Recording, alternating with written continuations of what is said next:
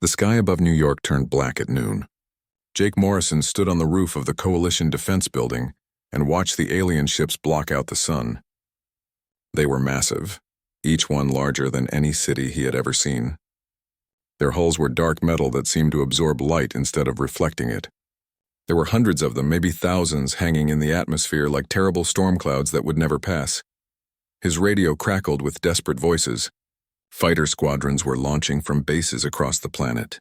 The Terran Coalition had prepared for war, but not for this. Not for an enemy that appeared in every sky at once, over every major city, every military installation, every center of human civilization. Jake gave the order anyway.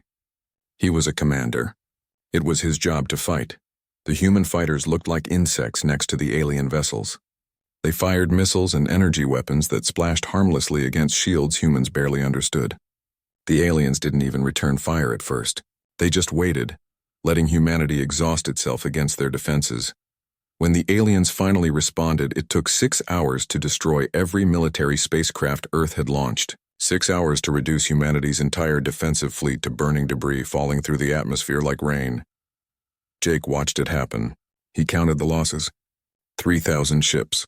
40,000 pilots gone. The aliens sent a message then. It appeared on every screen, every device, in every language humans spoke. The translation was perfect. Too perfect. It meant they had been watching for a long time. The message was simple.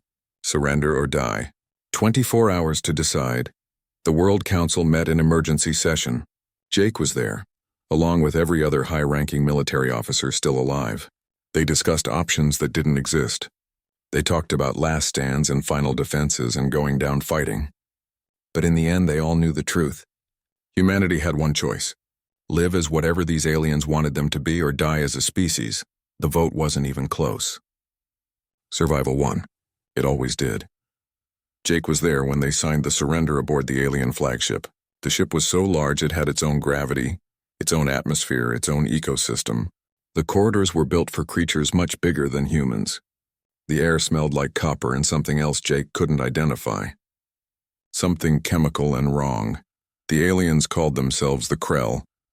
They stood 3 meters tall with bodies covered in crystal-like armor that grew from their skin. They had 4 arms and eyes that reflected light like mirrors. When they spoke, it sounded like glass breaking. Their leader, whose name translated roughly to Supreme Commander, looked down at the human delegation like a farmer examining cattle. "You will serve the Empire," the alien said through a translator device. "You will mine. You will build. You will process resources. Those who obey will live. Those who resist will die. This is mercy. Other species received only death, that was it. No negotiation. No discussion of terms. Humanity had been conquered, and the Krell made it clear they saw humans as tools, nothing more. The occupation began immediately. Krell soldiers landed in every major city. They were efficient and brutal. Any weapon was confiscated. Any military installation was destroyed. Any attempt at organization was met with overwhelming force. They killed 100,000 people in the first week, just to make their point clear. Lisa Brennan watched her world end from the window of her apartment in Los Angeles. She had been an aerospace engineer, one of the best, working on advanced propulsion systems that might have changed everything. But the Krell seized all research facilities. They took every scientist, every engineer, every person with useful skills. They put neural collars on them. Lisa felt the metal clamp around her neck cold and tight. A Krell soldier pressed a device to the collar and it activated. Pain shot through her entire body. Worse than anything she had ever imagined. It lasted only a second, but it was enough. She understood. Disobey and feel that pain until you die. The Krell shipped her to a labor camp in the Mojave Desert. The heat was terrible. The work was worse. They gave humans basic tools and made them dig. Dig for minerals the Krell needed. Dig until your hands bled and your back broke and you collapsed from exhaustion. Then dig some more. There were thousands of people in Lisa's camp. Maybe tens of thousands. She lost count. They all blended together after a while. Just bodies moving through the heat and dust, digging endless holes in the earth. The Krell guards watched from platforms high above the dig sites. They didn't need to do much. The collars did most of the work. Step out of line and the collar activated. Try to rest when you weren't supposed to, and the collar activated. Think about fighting back and somehow the collar knew and activated. Lisa learned quickly. Everyone did. Obey or suffer. It was simple. But at night, when the Krell thought the humans were too exhausted to do anything but sleep, people whispered. They shared information. They told each other their names, their stories, their lives from before. Lisa met a woman named Claire who had been a teacher. She met a man named Danny who had worked construction. She met an old man named Pete who had fought in the resource wars decades ago. They were all slaves now. The Krell made no distinction between them. Pete was the first one Lisa heard talk about resistance. He was careful, always careful. He never said it directly. But he asked questions. He wondered aloud about the collars, about how they worked, about whether they could be disabled. He planted seeds. Jake Morrison was in a different kind of camp. The Krell separated military personnel from civilians, putting them in facilities where they processed raw materials into refined products. It was still slave labor, just a different kind. Jake worked alongside former soldiers from a dozen countries, officers and enlisted, pilots and engineers, people who had spent their lives training to defend humanity. Now they stood at assembly lines, their hands raw from chemicals, their bodies weak from poor food and long hours. But they were still soldiers. They still thought like soldiers. Jake made contact quietly. A word here, a gesture there. He identified others who hadn't given up. Sophie Grant had been a fighter pilot, one of the youngest ever to earn her wings. Nick Palmer had been a tactical officer on a destroyer. There were others, dozens of them, scattered through the facility. They started planning. Not big plans, not yet. Just small things. Ways to slow production without getting caught. Ways to sabotage equipment so it looked like accidents. Ways to communicate without the Krell noticing. The Krell made a mistake. They thought breaking humanity's military was the same as breaking humanity's spirit. They thought that overwhelming force was enough. They thought humans were like the other species they had conquered, ready to accept their fate. But humans were different. Humans had spent their entire history fighting each other, fighting nature, fighting every obstacle the universe put in their path. And when you pushed humans down, when you put chains on them and called them slaves, something deep inside them woke up. It started small, a broken machine here, a production delay there, tiny acts of defiance that cost the Krell time and resources. The aliens noticed but couldn't prove anything. Accidents happened. Equipment failed. That was normal. What the Krell didn't see was the network forming. Lisa Brennan studying the collars, learning their secrets. Jake Morrison building connections between camps. Sophie Grant and Nick Palmer recruiting others who still had fight left in them. 6 months into the occupation, humanity looked defeated. The camps ran smoothly. Production met quotas. The Krell congratulated themselves on another successful conquest. But in the darkness between shifts, in the quiet moments the aliens didn't monitor, humans were doing what they did best. They were adapting. They were learning. They were preparing. The Krell had called them slaves. They had no idea what they had actually created. They had taken a divided species, constantly at war with itself, and given it a single common enemy. They had given humanity a reason to unite. And united, desperate, with nothing left to lose, humans were dangerous. 2 years passed. The Krell thought they had won. They thought humanity had accepted its place. They were wrong.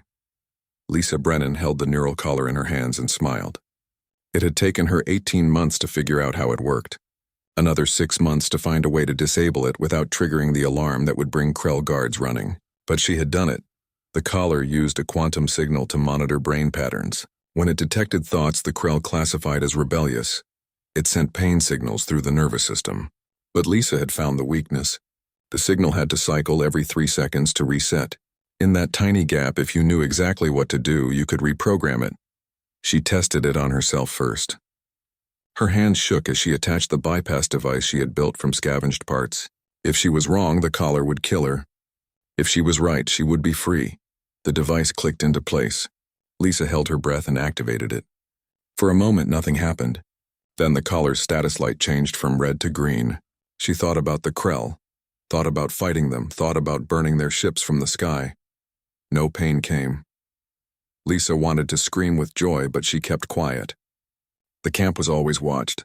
Instead, she carefully removed the bypass device and hid it in her clothing. Tomorrow she would free someone else. Then another. Then another. Slowly, carefully, until enough people were free to make a difference. Jake Morrison received the message 3 days later. It came through channels the Resistance had spent 2 years building. Hidden notes in supply shipments, coded messages scratched into metal, words passed from person to person in whispers the Krell couldn't hear. The message was simple. The collars could be broken. Freedom was possible. Jake called a meeting that night. Not a real meeting where people gathered in one place. That would be too obvious. Instead, he sent the word through his network. Information flowed like water through cracks the Krell didn't know existed. Within a week, 200 people in Jake's facility were free of their collars. They still wore them, still pretended to be controlled, but inside they were planning. They were preparing. Sophie Grant was one of the first people Jake freed. She had been a fighter pilot and she hadn't forgotten how to fly. More importantly, she hadn't forgotten how to fight. "We need weapons," she said during one of their secret meetings in the facility's waste processing area. The Krell never monitored it closely. The smell kept them away. "We need ships," Nick Palmer added. He had been studying the Krell supply routes, watching how they moved materials between Earth and their orbital stations. "We steal their technology. We learn how it works. We turn it against them." Jake nodded. It was a good plan. An impossible plan. But impossible was all they had. The Resistance grew. Lisa's collar-breaking technique spread to other camps. People shared the information carefully, always aware that one mistake could doom them all. But humans were good at sharing knowledge. It was what they did best. Within 6 months, thousands of people were free. They formed cells, small groups that operated independently. If one cell was discovered, the others would survive. It was basic resistance strategy, the kind of thing humans had been doing for thousands of years. The Krell noticed nothing. Production continued. Quotas were met. The slaves seemed broken and obedient. The aliens congratulated themselves and moved resources to other conquered worlds. Earth was secure. Earth was pacified. Then Sophie Grant led the first raid. The target was a Krell research facility in what used to be Tokyo. The building was heavily guarded, but Sophie had been watching it for months. She knew the patrol patterns. She knew when the guards changed shifts. She knew where the cameras were and how to avoid them. She took a team of 12 people. All of them were freed slaves. All of them knew they might die. None of them cared. They had spent 2 years being less than human. They were ready to be human again, even if it was only for a few minutes. They went in at night through the sewers that the Krell never bothered to guard. The aliens found human waste disgusting. It made them careless. Sophie's team moved fast. They killed 6 Krell guards with improvised weapons, knives made from sharpened metal, clubs made from pipe. It wasn't clean. It wasn't easy. But it worked. They reached the central computer core and downloaded everything. Files on Krell military operations, ship designs, weapon specifications, supply depot locations. Everything the Resistance needed to fight back. But they found something else too. Something that changed everything. The Krell had kept records of human technology from before the invasion. Research projects that had been shut down. Prototype weapons that were never finished. Advanced AI systems that were still in development. The aliens had studied it all, trying to understand how dangerous humans might become. Sophie looked through the files and felt her blood run cold. Humans had been close, so close. Another 10 years of development and Earth would have had weapons that could match the Krell, ships that could fight them in space. The technology had been there, just waiting to be built. The Krell had known. That's why they invaded when they did. They saw humanity as a threat that needed to be stopped before it could fully develop. Sophie copied everything and sent her team back through the sewers. But she stayed behind. Someone needed to cover their escape. Someone needed to make sure the Krell didn't realize what had been stolen until it was too late. She set fire to the facility. Real fire, the kind that burned hot and fast and consumed everything. The Krell came running, but by then it was too late. The evidence was destroyed. The data was gone. Sophie barely escaped. She ran through burning corridors, jumped from a third-story window, and disappeared into the ruins of Tokyo before the Krell could organize a pursuit. When she got back to the Resistance hideout and showed Jake what she had found, he knew everything had changed. They weren't just fighting for survival anymore. They were fighting for the future humanity should have had. Jake made a decision. They would build the weapons humans never got to finish. They would complete the research the Krell had interrupted. They would take back what had been stolen, But they needed time. They needed space. They needed somewhere the Krell wouldn't find them. Nick Palmer had an answer. Deep in the Rocky Mountains, there were old military bunkers from the resource wars. Massive underground complexes that had been abandoned for decades. The Krell had scanned them during the invasion and found them empty. They never checked again. The Resistance started moving people, not all at once. A few here, a few there. They used the same supply routes the Krell did, hiding in cargo containers, moving at night, staying invisible. It took 8 months to relocate 5,000 people to the mountain complex. 5,000 engineers, scientists, soldiers, and workers. 5,000 people who were ready to build something the Krell would never expect. Lisa Brennan led the engineering team. She took the Krell technology they had stolen and started combining it with the unfinished human research. The work was difficult.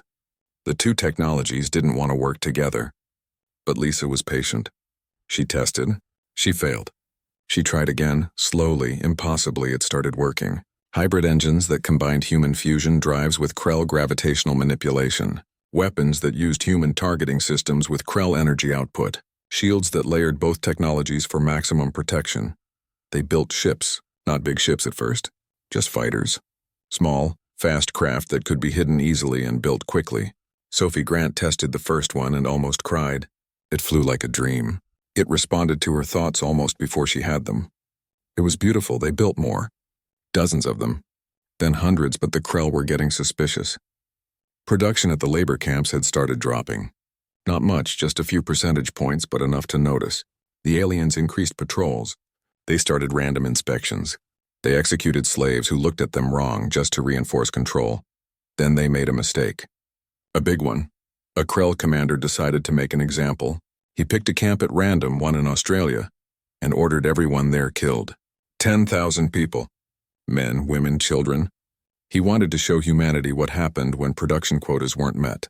The massacre took a full day. The Krell were thorough. They didn't just kill, they made it hurt. They wanted the other camps to hear about it and be afraid. But fear works both ways. The news of the massacre spread through the resistance network in hours. People who had been hesitant, who had been afraid to fight back, suddenly weren't afraid anymore. They were angry. Jake Morrison got reports from every cell. People wanted revenge. They wanted blood. They wanted to hurt the Krell the way the Krell had hurt them. Jake made another decision. It was time. They weren't ready. The fleet wasn't complete. The weapons weren't fully tested. But waiting wasn't an option anymore. If they didn't strike soon, the resistance would tear itself apart with rage. He sent word to every cell, every camp, every hidden group of freed slaves. Get ready. The attack was coming. When you see the signal, rise up. Fight with everything you have. Make the Krell pay for every human life they've taken. The response came back fast. Everyone was ready. Everyone was willing. Show us the target and we'll burn it down. Jake looked at the tactical maps. He studied the Krell positions. He calculated odds that made him sick. They would lose people. Thousands of them, maybe hundreds of thousands. But if they won, The fleet launched from the mountains just before dawn. 30 ships built in secret over 2 years of desperate work. They weren't beautiful. They looked like they had been welded together from scrap metal and stolen parts because that's exactly what they were. But they flew and they carried weapons, and they were crewed by people who had nothing left to lose. Jake Morrison stood on the bridge of the Liberty, the largest ship in the fleet. It wasn't much of a bridge. Just a cramped room with screens salvaged from a dozen different sources. The controls were a mix of human and Krell technology that didn't quite fit together. But Lisa Brennan had made it work. Somehow, impossibly, she had made it all work.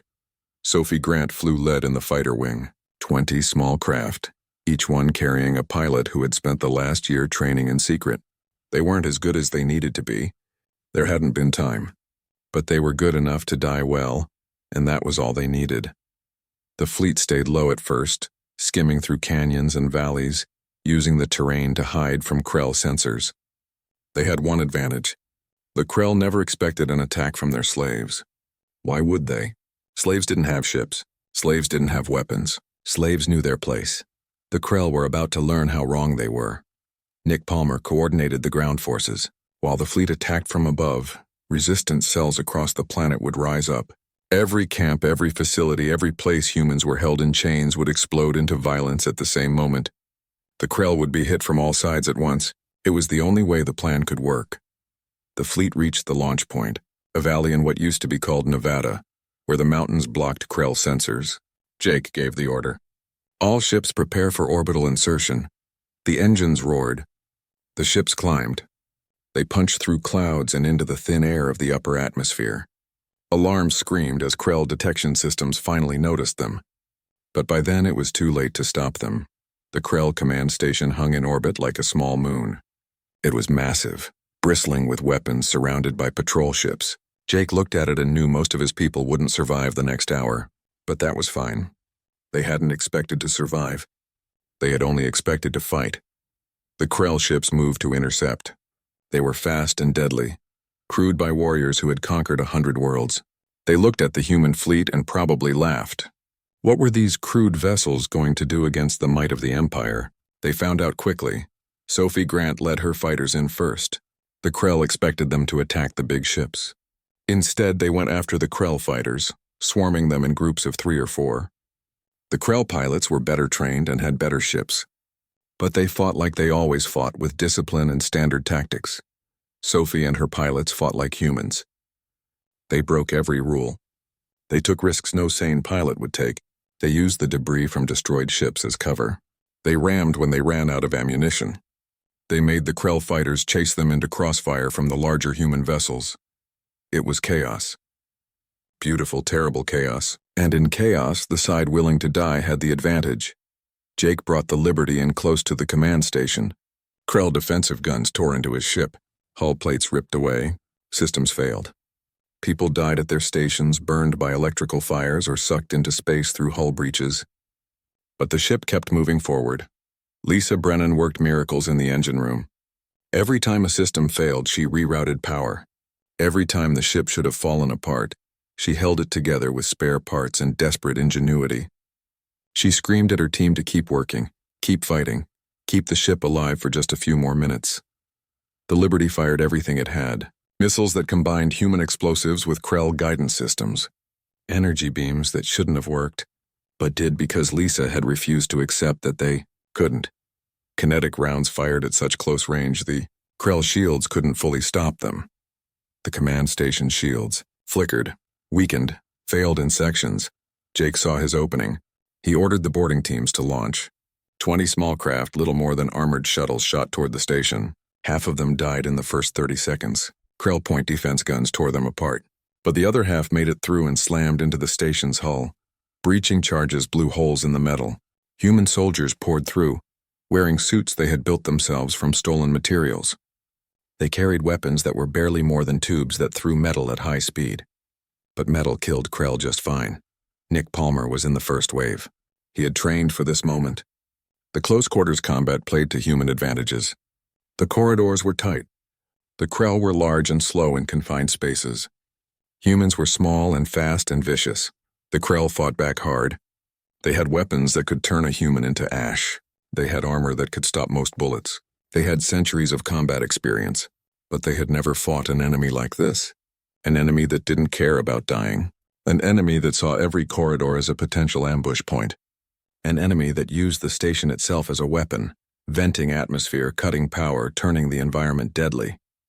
Nick led his team deeper into the station. They took casualties. Good people, brave people died with every step, but they kept moving. They had a target.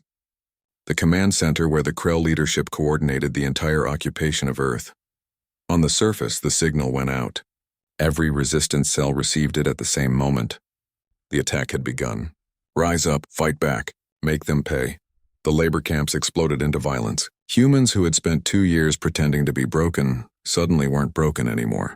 They grabbed tools and turned them into weapons. They overwhelmed guards who never saw it coming. They burned buildings and destroyed equipment and killed every Krell they could reach. The Krell garrison forces tried to respond, but they were scattered and confused. Attacks were coming from everywhere at once. The slaves they had thought were pacified were killing them. The world they thought they controlled was falling apart. In orbit, the battle raged. The human fleet was dying. Ship after ship fell, torn apart by Krell weapons. But each ship took Krell vessels with it. Each dying crew made their deaths count for something. Sophie Grant's fighter was hit. The engine exploded, the controls failed, the canopy cracked and started venting air. She could have ejected. She could have saved herself. Instead, she aimed her dying ship at the largest Krell cruiser she could see and fired her thrusters one last time. The fighter was small. The cruiser was huge. It should have been like a bug hitting a windshield, but Sophie's fighter still had one missile left and she armed it the second before impact. The fighter punched through the cruiser's weakened shields and embedded itself in the hull. The missile detonated inside the ship. The cruiser's reactor went critical. The explosion lit up the sky, bright enough to be seen from the surface. Secondary explosions tore the ship apart. Debris rained down on other Krell vessels, damaging them, disrupting their formations. The Krell fleet faltered. Just for a moment. Just long enough. Jake pressed the advantage. He ordered all remaining ships to focus fire on the command station. Every weapon, every missile, everything they had left. The station's shields were already weak from the constant bombardment. They couldn't hold, the shields collapsed. Human weapons struck the station's hull directly. Explosions bloomed across its surface. The massive structure shuddered. Inside, Nick Palmer fought his way to the command center. The Krell commander was there, a massive warrior surrounded by guards. The alien looked at the humans and laughed. Actual laughter, a sound like breaking glass. "You cannot win," the Krell commander said through his translator. "Kill me and 1,000 more will take my place. Earth is ours. You are ours. This changes nothing." Nick didn't answer with words. He was done talking to Krell. He answered with a grenade. One of the last pieces of human military equipment the Resistance had managed to hide from the occupation. The explosion killed the Krell commander and his guards. It killed half of Nick's team too, but it worked. The command center went dark. The Krell communication network failed. Suddenly, every Krell soldier on Earth and in orbit lost contact with their leadership. Nick transmitted on all frequencies, using the Krell's own equipment. "The commander is dead. Earth is rising. Tell your empire what happened here. Tell them humans don't make good slaves." The message went out across space, carried by Krell communications that reached farther than anything humans had. Every Krell ship in the system received it. Every Krell base heard it, and on Earth humans heard it too. They heard it and they roared. The fighting intensified. Camp after camp fell to the uprising. Krell soldiers, cut off from orders and surrounded by enemies, began to break. In orbit, the Krell fleet received new orders. Not from Earth, from somewhere else in the Empire. Orders to retreat, orders to regroup, orders to abandon the planet. The Krell ships that could still fly turned and ran. They left behind thousands of their soldiers, trapped on a planet that had become a death trap. They fled into deep space, carrying news of their defeat back to their masters. Jake watched them go from the bridge of the Liberty. His ship was barely holding together. Most of his fleet was gone. Sophie was dead. Thousands of others were dead. But Earth was free. He opened a channel to all remaining resistance forces. The victory lasted exactly 12 hours before reality set in. Earth was free, but it was also broken. Billions were dead. Cities were ruins. The infrastructure that had kept civilization running was destroyed. And somewhere out in the galaxy, the Krell Empire was regrouping. Jake Morrison stood in what used to be the United Nations building. Most of it had been destroyed during the initial invasion. What remained had been turned into a Krell administrative center. Now it was humanity's again, and Jake had the terrible job of figuring out what came next. Lisa Brennan brought him the numbers. They weren't good. The Resistance had lost 90% of its fleet in the battle. Of the 5,000 people who had worked in the mountain facility, fewer than 1,000 remained alive. Sophie Grant was gone. Half the Resistance leadership was gone. They had won, but the price was almost too much to bear. "We need to rebuild," Lisa said. She looked exhausted. She had been working for 72 hours straight, trying to assess what technology they had left and what they could salvage. "The Krell will come back. Maybe not tomorrow, maybe not next year, but they'll come back. And next time they'll bring more ships." Jake knew she was right. The Krell Empire spanned hundreds of worlds. Earth had beaten one occupation force. That was impressive, maybe even unprecedented, but it wasn't enough, not nearly enough. Nick Palmer joined them. He had burns across half his body from the fighting in the command station. The medical team wanted him in bed, but he refused. There was too much work to do. "We need to secure the orbital stations," Nick said. The Krell left equipment behind. Ships, weapons, technology. If we can get it working, we can defend ourselves when they return. The three of them looked at each other. They were the highest-ranking resistance members still alive. The burden of leadership had fallen to them by default. None of them had wanted this. None of them had trained for it. But someone had to make the decisions, and there was nobody else left. Jake made the first call. "We salvage everything, every Krell ship, every weapon, every piece of technology. We take it apart, we learn how it works, and we make it better. Lisa, you're in charge of that." Lisa nodded. It was an impossible task, but she had done impossible things before. "Nick, organize the survivors. We need a military structure, not like before, not like the old coalition. Something new. Something that can actually fight the Krell when they come back." Nick accepted the responsibility without complaint. He was a soldier. This was what soldiers did. Jake took the hardest job for himself. "I'll handle the politics. We need to unify Earth. Really unify it. Not just an alliance or a coalition. One government, one purpose, one species working together. Because if we're divided when the Krell return, we're dead." The work began immediately.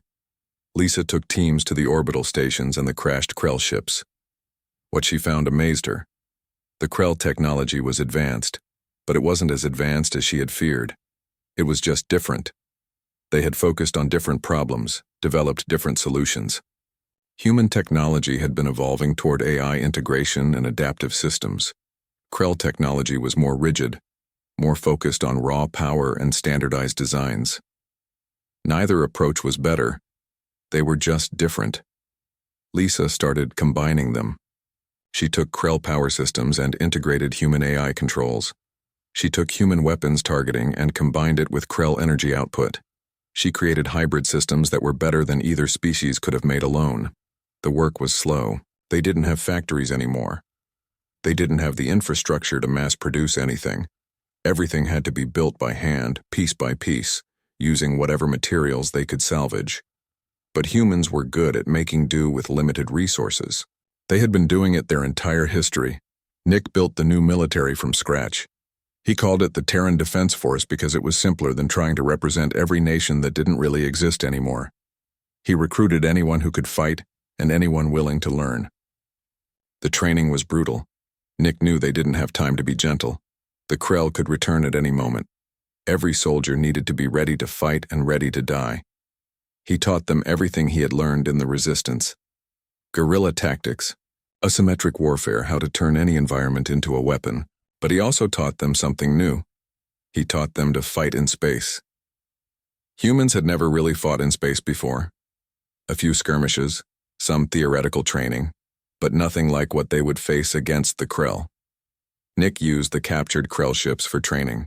He ran drills over and over until people could operate alien technology in their sleep. He created scenarios where everything went wrong and forced his soldiers to adapt. He pushed them until they broke, and then pushed them harder. Some people quit. Some people couldn't handle it. But most stayed. Most understood what was at stake. Jake's job was even harder. He had to convince people who had spent centuries fighting each other to work together. National governments barely existed anymore. The old borders meant nothing, but the old grudges remained. He traveled across Earth, meeting with anyone who would listen. He spoke in ruins and refugee camps. He talked to former presidents and former janitors. He made the same speech 100 times. "The Krell don't care what country you're from," he would say. "They don't care about your religion or your politics or your history. To them, you're just a human, just another slave. We beat them because we fought together.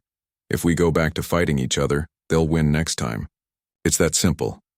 Slowly, painfully, people started to agree. Not because they suddenly loved each other, not because the old conflicts had disappeared, but because the alternative was extinction. A new government formed. They called it the Terran Union. It wasn't perfect. It had too many compromises and too many arguments and too many people who didn't trust each other. But it existed, and that was what mattered. 6 months after the liberation, Lisa Brennan completed her first new ship. It wasn't large. It wasn't particularly impressive to look at. But it was built from the ground up with both human and Krell technology, designed specifically to fight the Empire. She named it Defiance. Jake thought that was appropriate. The ship's weapons were unlike anything either species had created before. They used human quantum targeting linked to Krell energy matrices. The result was a weapon that could adjust its output in microseconds, changing from a precision tool to a devastating beam depending on what was needed. The engines were even better. Lisa had taken human fusion drives and combined them with Krell gravitational manipulation. The ship could accelerate faster than any Krell vessel and maneuver in ways that should have been impossible. Nick trained a crew on the Defiance. They ran combat simulations against virtual Krell ships. At first, they lost every time. The Krell tactics were just too different, too alien. But Nick was patient. He adjusted the training. He taught his people to think like the enemy and then do the opposite. After 3 months, his crews started winning the simulations. After 6 months, they were winning consistently. Nick submitted his report to Jake. The Terran Defense Force was ready. As ready as they could be with limited ships and limited resources. Jake looked at the reports from Lisa and Nick and felt something he hadn't felt in years. Hope. Maybe not hope that they would win, but hope that they could fight. Hope that humanity wouldn't just roll over and die when the Krell returned. Then the sensors picked up something. Ships entering the solar system. Lots of ships. Krell ships. The Empire had returned, and they had brought an armada. Jake stood in the command center and watched the contacts multiply on the screen. 50 ships, 100, 200. They kept coming, pouring into the system like a swarm of locusts. The Krell had learned from their defeat. They weren't going to underestimate humanity again. They were going to crush Earth with overwhelming force. Lisa ran calculations. We have 12 operational ships. They have at least 300. We can't win a direct fight. Nick agreed. We need to fall back. Use hit-and-run tactics. Make them chase us and bleed them slowly. But Jake shook his head. We can't run. If we abandon Earth, they'll destroy it from orbit. Everything we've built, everyone who's still alive, gone. We have to stand and fight. That's suicide, Lisa said. Maybe, Jake admitted.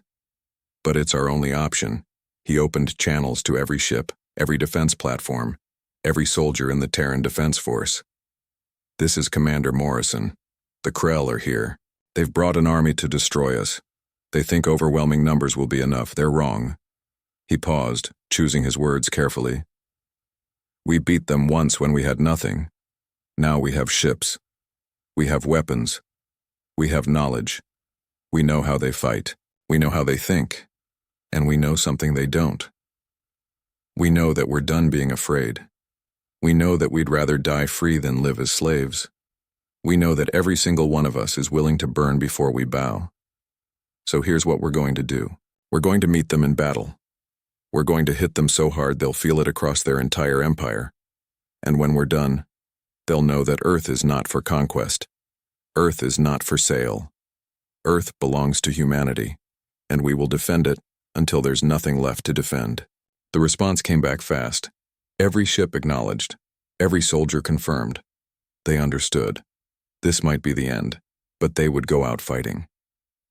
The new ships weren't Krell. They were human. But they weren't from Earth. Jake stared at the tactical display in disbelief. 20 ships, all broadcasting human identification codes, all coming in fast from the outer system. He opened a channel. Unidentified vessels, this is Commander Morrison of the Terran Defense Force. Identify yourselves. The response came back immediately. Morrison, this is Captain Helen Cruz of the colony ship New Horizon. We got your distress signal. Took us 8 months to get here, but we made it. Jake felt something break inside him. Not break in a bad way. Break like a dam breaking. Releasing pressure he didn't know he'd been holding. The colonies. The hidden human settlements scattered across the solar system. Outposts on Mars. Mining stations in the asteroid belt. Research facilities on the moons of Jupiter. They had survived.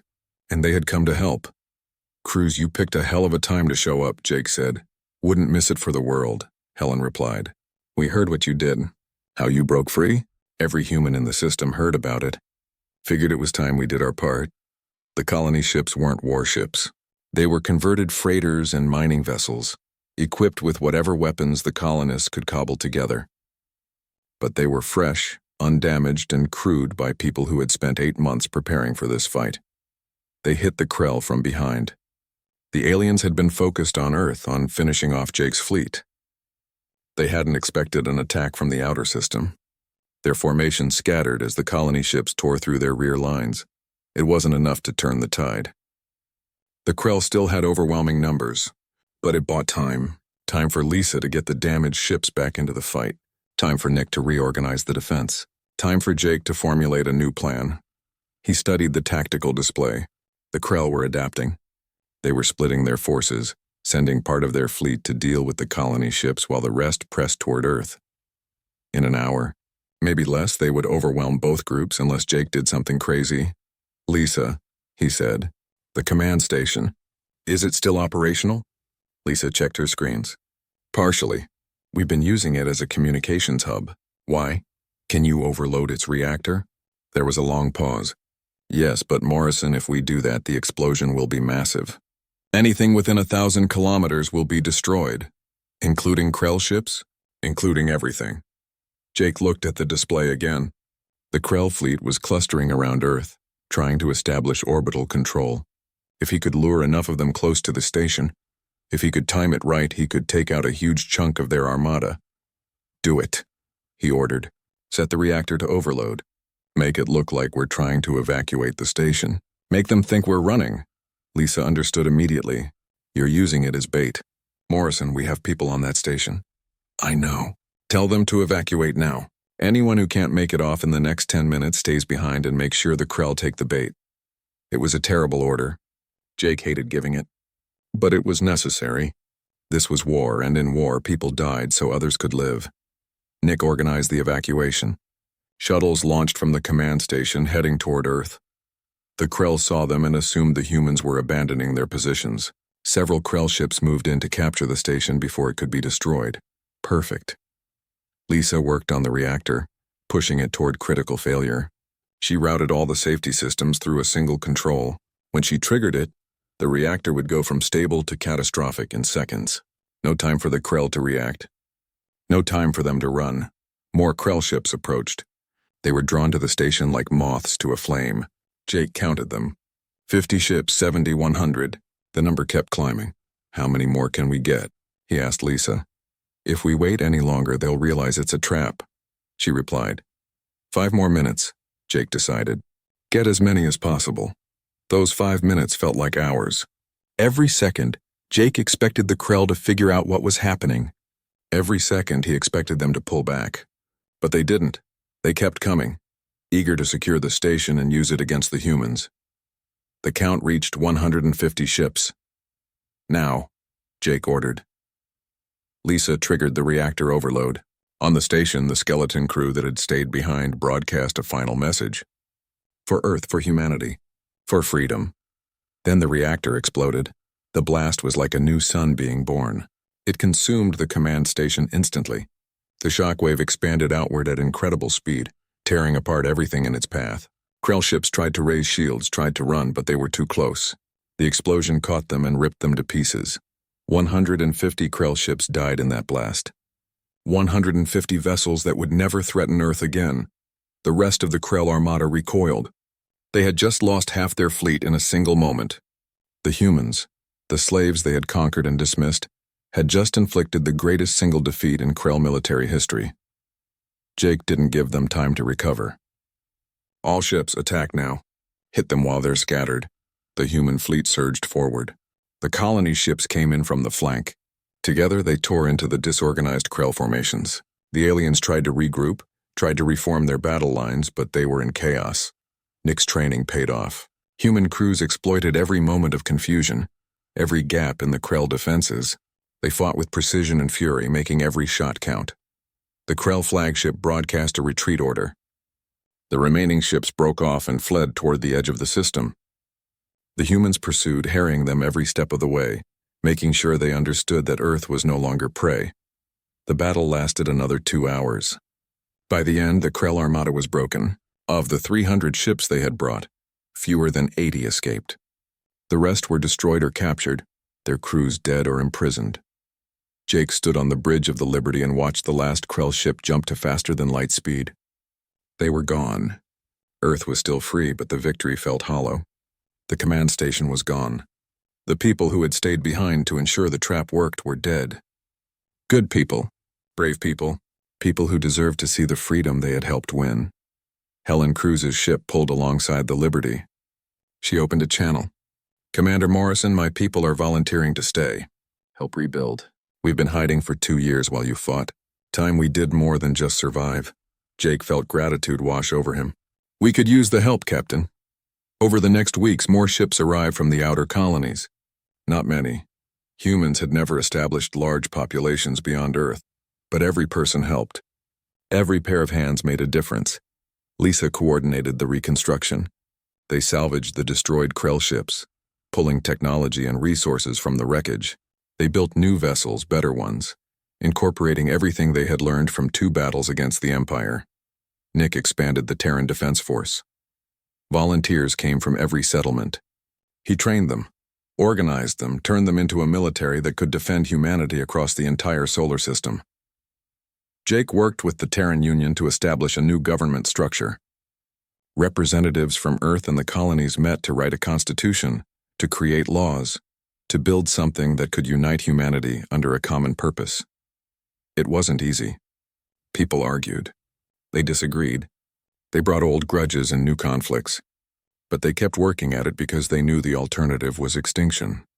6 months after the second battle, Jake stood at the dedication of the Monument of Flames. It was built on the ruins of the Krell landing site in what used to be New York. The monument was simple. A wall of black stone that listed every name of every human who had died fighting for freedom. There were billions of names. The wall stretched for kilometers. At the top, carved in letters that could be seen from orbit, were the words, "We were called slaves. We chose to burn rather than bow. From these ashes we rose free." Jake looked at those words and thought about Sophie Grant, about the people who died on the command station, about every human who had given their life so others could be free. He thought about the price of victory and whether it had been worth it. Then he looked up at the sky and saw human ships on patrol. Ships built by free people, crewed by free people, defending a free Earth. And he knew the answer: it had been worth it. Every drop of blood, every sacrifice, every terrible choice. Because humanity was still here, still free, still fighting. Lisa Brennan joined him at the monument. She had been promoted to chief engineer of the Terran Defense Force. She was working on new technologies, new weapons, new ships that would keep Earth safe. "The first deep space vessel is almost ready," she said. "We're calling it the Pathfinder. It's going to map the Krell Empire, find their weaknesses, gather intelligence." "We're going on the offensive," Jake said. "It wasn't a question, we have to. If we just sit here and wait, they'll come back with even more ships. We need to take the fight to them. Make them afraid of us." Nick Palmer had the same idea. He had been organizing special forces teams, training them for operations behind enemy lines. "We need to show the galaxy that humans aren't victims anymore," he said. "We need to show them we're dangerous." Jake thought about it. For so long they had been fighting just to survive. Now Lisa and Nick were talking about something more. Not just defense. Not just survival. But expansion, growth,